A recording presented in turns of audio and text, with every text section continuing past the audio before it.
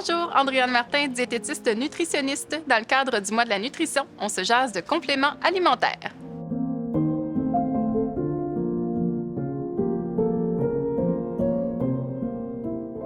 Étant nutritionniste, je suis d'avis que tout passe par l'alimentation. Mais parfois, dans certaines situations, on a besoin d'un petit coup de pouce.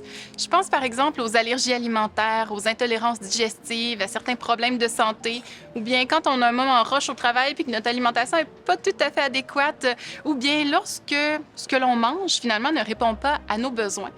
C'est à ce moment-là que les compléments alimentaires peuvent devenir un allié pour qu'on s'assure en fait d'aller chercher vraiment l'éventail des vitamines, minéraux, fibres, acides gras essentiels, protéines, etc. dont nous avons besoin pour vraiment être à notre meilleur. Par exemple, en tant que nutritionniste, je vais recommander la B12 dans un contexte d'alimentation végétalienne, parce que les gens qui mangent que des produits végétaux n'ont pas accès aux aliments contenant de la B12, ou bien la B12 est plus ou moins biodisponible, c'est-à-dire qu'elle s'absorbe moins bien.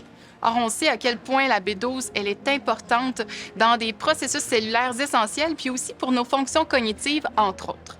Un autre complément alimentaire avec lequel je travaille, ce sont les fibres.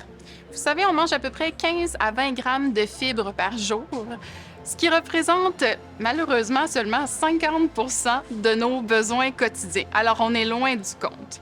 Pour nos petits mangeurs, dans des contextes de problèmes intestinaux divers, un supplément de fibres peut devenir une aide supplémentaire pour atteindre nos besoins de 30 à 40 grammes de fibres par jour.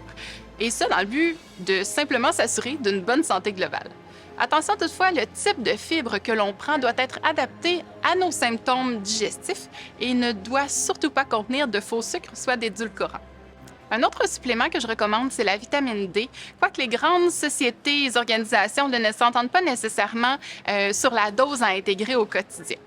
Toutefois, à la lumière de notre expérience clinique, les gens ne consomment pas suffisamment d'aliments riches en vitamine D pour répondre aux besoins nutritionnels.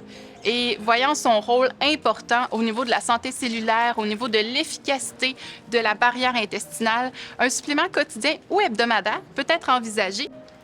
Avril a plusieurs produits de différentes marques, de différents dosages à proposer. Alors, selon vos besoins et selon les recommandations de votre professionnel de la santé, vous pouvez faire un petit détour par la section des suppléments lors de votre prochaine épicerie.